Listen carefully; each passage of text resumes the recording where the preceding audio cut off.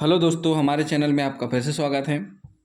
आज हम आपको अपने चैनल के माध्यम से सीडीआर का उपयोग बताएंगे। पिछले वीडियो में हमने आपको बताया था कि आपको अपने सीडीआर पढ़नी कैसे है, उसमें कौन कौन से कॉलम रहते हैं और उन सभी कॉलमों का उपयोग क्या है, क्या क्या वो बताते हैं। हमने ये भी बताया था कि जैसे ही आपके पास कॉल आता है और उस कॉल को उसी टाइम एक जगह खड़े होकर आप बात करेंगे तो एक सेल आईडी आएगी, दूसरी जगह मूव करते हुए बात करेंगे तो दूसरी सेल आईडी आ जाएगी। इसी प्रकार हमने ये भी बताया था कि जब अपना मोबाइल बंद कर लेते हैं फिर उसके बाद मैसेज आता है तो भी आपको क्यों आता है। हर एक ये पूरा का पूरा टावर में सेटअप रहता है। जितनी भी टेलीकॉम कंपनियां हैं सभी इन टावर्स में एक प्रकार से बॉक्स लगा के रखती हैं जिससे उनको पूरी जानकारी मिलती रहे। अब इस सीडीआर का उपयोग हम कैसे करें, कैसे हम अपनी निर्दोषता साबित करें, हमें कैसे अपने आप को ये बताएं कोर्ट के सामने, सबके सामने कि हम निर्दोष हैं। तो उसके लिए ज़रूरी है कि आपको करना क्या है, लेकिन ज़रूरी नहीं है कि हर मामले में हर व्यक्ति निर्दोषी हो। बहुत सी जगहों पर अपराध हुए हैं, सज़ा भी हुई है सीडीआर के आधार पर। क्यों? क्योंकि सीडीआर एक ऐसा डॉक्यूमेंट है जिसका कोई काट नहीं है, टेक्निकली प्रूफ है। आज का समय टेक्नोलॉजी का ही है। ऐसे में हम बात करते हैं सबसे पहले कैसे क्या होता है। सबसे पहले हम देखते हैं सीडीआर में अपराध कायम हुआ, क्या हुआ, कंप्लेन आई, कंप्लेन आने पे पुलिस थाने में अपराध कायम कर लिया जाएगा। अपराध कायम होने के बाद उस घटना स्थल में कितने लोगों का आना जाना हुआ, कैसे, कब, उस बीच में कितनी कॉलिंग हुई, वो पीएसटीएन डाटा निकाला जाता है। उसके आधार पर हम पता कर लेते हैं। वहां ये सारी चीजें होती है। आपका मोबाइल गुम गया है, भाई हम निकले थे घर से ऑफिस के लिए, बीच रास्ते में गिर गया, ऑफिस में छूट गया, दूसरे दिन गए नहीं मिला, तो उसके लिए हम क्या करेंगे, कैसे आपको मिलेगा मोबाइल। तो उसके लिए क्या है, सीडीआर ही एक सबसे अच्छा तरीका है। आपका मोबाइल जैसे ही सामने वाला कोई या तो स्विच ऑफ करेगा या स्विच ऑन करेगा, जब भी लास्ट टाइम उसको स्विच ऑफ करेगा उसके पहले लोकेशन पता चल जाएगी। और जैसे ही उसमें कोई दूसरी सिम डालने की कोशिश करेगा, IMEI नंबर के आधार पर आपको उसकी जानकारी मिल जाएगी। उसके बाद गुम इंसान मतलब क्या होता है, कभी कभी इंसान घर से बिना बताए चला जाता है, घर से बिना बताए चला गया। अब कैसे पता किया जाए?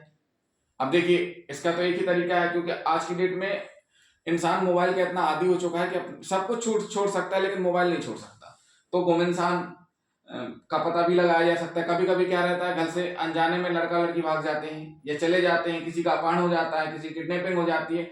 उन मामलों में भी हम सीडीआर से ही पता लगाते हैं उनकी लोकेशन कहाँ है, इधर नया नंबर कौन सा आया है, किस तरीके से मूवमेंट हुआ है, ये सारी चीजें हमें सीडीआर से ही पता चलती हैं। अब बात आती है कि आप अब आरोपी हैं, आपके खिलाफ कोई मामला कायम हो गया है, आप निर्दोष साबित कर रहे हैं अपने आप को कि आपने ऐसा काम नहीं किया है। वो केवल आप सीडीआर के आधार पर ही कर सकते हैं। आप कह रहे हैं कि आपने नहीं किया, लेकिन कहना और उस चीज को उपयोग में लाना बहुत जरूरी है। तो आपको सबसे पहले क्या करना है, आपको अगर पता है, श्योर हो जाइए तभी सारी चीजें करिएगा। अगर आप श्योर नहीं है तो वो चीज आपके लिए उतनी ही नेगेटिव रहेगी। आप बोल रहे हैं कि हम घटना स्थल पर थे ही नहीं, लेकिन आपका मोबाइल वहां पर था, यानी सीधी सी बात है आप वहां पर थे, क्योंकि मोबाइल के बिना कोई रह नहीं सकता। मोबाइल है, मोबाइल का यूज कर रहे हैं, लगाया जा रहा है, तो वो प्रमाणित करते हैं घटना स्थल को। तो इसलिए पहले आप अपने आप को ये देखिए कि क्या आप सही हैं। आप एक डायरी बनाइए, उसमें नोट करिए कि इस समय आप कहां पर उपस्थित थे, क्या क्या मैटर हुआ था, दूर थे तो कितनी दूर थे। तो आप क्या करेंगे, संबंधित एजेंसी जो भी इन्वेस्टिगेट कर रही है उसको एक आवेदन प्रस्तुत करेंगे। क्या करेंगे, आप एक आवेदन प्रस्तुत करेंगे कि ये अपराध के समय हम वहां पर मौजूद नहीं थे, हम दूसरी जगह पर थे, हमने घटना नहीं कारित की है, या हमारा सीडीआर जो भी है इसको विवेचना में शामिल करवाया जाए, केस डायरी में शामिल करवाया जाए। दूसरी कंडीशन, आप शिकायत करता है, आपको शक है कि नहीं सामने वाले फला फला लोग हमारे बच्चे को किडनैप करके ले गए हैं, फला फला व्यक्ति ऐसे चोरी करके लेके गए हैं, फला फला व्यक्ति ऐसे ऐसे, तो उस आधार पर आप आवेदन प्रस्तुत करके सीडीआर निकलवा सकते हैं, उसको शामिल करवा सकते हैं। पुलिस तो खुद करती है, पुलिस के लिए सीडीआर निकलवाना कोई बड़ी बात नहीं है, वो आसानी से आवेदन लिख के निकलवा लेती है। लेकिन एक आम इंसान रहता है, उसको सीडीआर कैसे मिलेगी ये मायने रखता है। जो आरोपी है उसको अपने आप को साबित करना पड़ता है कि वो निर्दोष है, तो उसके लिए जरूरी है सीडीआर। तो क्या करे, आवेदन प्रस्तुत करे आरोपी, कहाँ, इन्वेस्टिगेशन एजेंसी जो भी हो, पुलिस थाना हो या अदर एजेंसी हो, CBI, CID, EOW, कोई भी हो एजेंसी जहां पर आपकी कार्रवाई चल रही है, वहां पर एक आवेदन प्रस्तुत कर सकते हैं आप। हाँ, अब इस बीच में क्या होता है कि आपका आवेदन कोई ले नहीं रहा है या आवेदन आप प्रस्तुत नहीं कर पा रहे हैं, तो आप क्या कर सकते हैं, कोर्ट में 91 सीआरपीसी के तहत आवेदन लगा सकते हैं।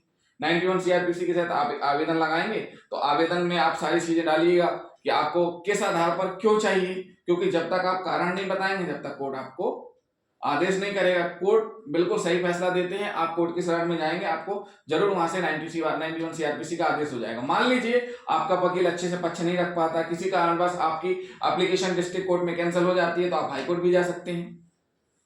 तो ये तो हुई विवेचना के दौरान, लेकिन जब मामला आपका कोर्ट में पहुंच जाए, यानी विवेचना कंप्लीट हो गई, चालान पेश हो गया, लेकिन एक चीज ध्यान रखना, 2 साल बस ना हुए, कितनी समय अवधि ना हुई हो, 2 साल ना हुई, 2 साल होने के बाद आपको अपना सीडीआर नहीं मिलेगा। तो चालान पेश होने के बाद भी आप कोर्ट में 91 सीआरपीसी का आवेदन लगा के अपने सीडीआर को प्रिजर्व करवा सकते हैं। जब भी आपको जरूरत लगे कि हाँ आपको कहाँ पे किससे क्रॉस एग्जामिनेशन करना है, कंप्लेनर से करना है या कायमीकर्ता अधिकारी से करना है, वहां पर आप उस सीडीआर को बुलवा सकते हैं। और उस समय आप जब आप एक तो 2 कंडीशन होती है, 91 का आवेदन लगेगा, कोर्ट आदेश करेगा टेलीकॉम कंपनी को, टेलीकॉम कंपनी उस सीडीआर को प्रिजर्व करके रखेगी। जैसे ही पेशी का समय आएगा आप आवेदन लगाएंगे, कोर्ट उसको आप बुलवाएगा, टेलीकॉम कंपनी से एक प्रति आपको दी जाएगी, आप उसका अध्ययन करेंगे, अध्ययन करने के बाद अपने अधिवक्ता के माध्यम से सामने वाले से आप क्रॉस एग्जामिनेशन कर सकते हैं।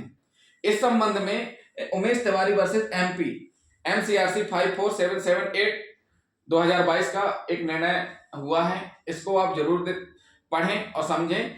इस निर्णय के आधार पर ही सारी चीजें आप ले सकते हैं। 91 का सीआरपीसी सीडीआर आप डिस्ट्रिक्ट कोर्ट में आवेदन लगा रहे हैं, आप इस जजमेंट का उल्लेख कर दीजिए, आपकी एप्लीकेशन कैंसिल हो ही नहीं सकती है। हाई कोर्ट में आप आवेदन लगा रहे हैं, इस जजमेंट का उल्लेख करिए, आपकी एप्लीकेशन मंजूर होगी, 100% कोर्ट आपको सुनेगा।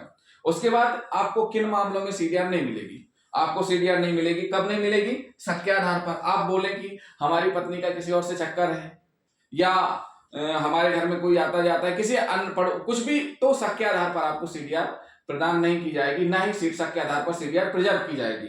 कैसे शक के आधार पर, कि लव वाला शक, पति पत्नी वाला शक, इस आधार पर शक के आधार पर सीडीआर प्रिजर्व नहीं की जाएगी।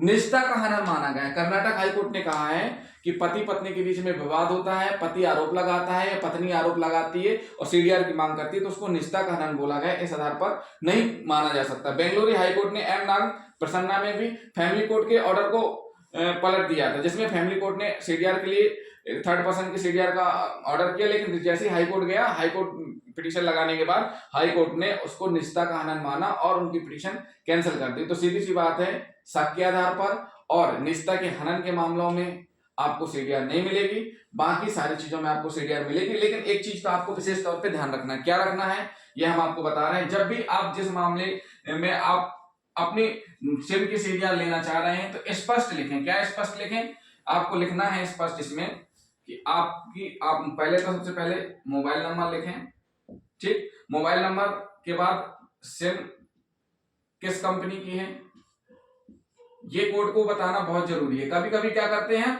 हमने मोबाइल नंबर लिख दिया, सिम किस कंपनी की है तो लिखा ही नहीं, तो कोर्ट नोडल अधिकारी को लेटर लिखेगी टेलीकॉम कंपनी की, तो कभी कभी मिस्टेक भी हो जाती है। कोर्ट तो जो जियो है, बीएसएनएल है, कभी कभी क्या रहता है कि बीएसएनएल को पोर्ट करवा लेते हैं जियो में, तो आपको कोर्ट को स्पष्ट बताना पड़ेगा अपने एप्लीकेशन में कि आप किस मोबाइल नंबर की और किस सिम कंपनी की सीडीआर निकलवाना चाहते हैं। इसके बाद आपको ये बताना पड़ेगा समय अवधि, समय कितने से कितने तारीख से कितने तारीख तक की आप सीडीआर चाहते हैं, लेकिन ये 2 वर्ष से अधिक का नहीं होना चाहिए। कितने से, 2 वर्ष के से अधिक का नहीं होना चाहिए। तो ये तो हुआ दोस्तों सीडीआर को अपने मामले में कैसे शामिल करवाएं, उसको कैसे कोर्ट तक लेकर के आए, ये हमने अपने वीडियो के माध्यम से बताया। इसके पहले वीडियो में हमने आपको सीडीआर के जो भी कॉलम रहते हैं उनको समझाया था। तो हमारे वीडियो लगातार देखते रहें, अगर आप वीडियो बीच में छोड़ेंगे तो आपको दोस्तों समझ में नहीं आएगा। Thank you.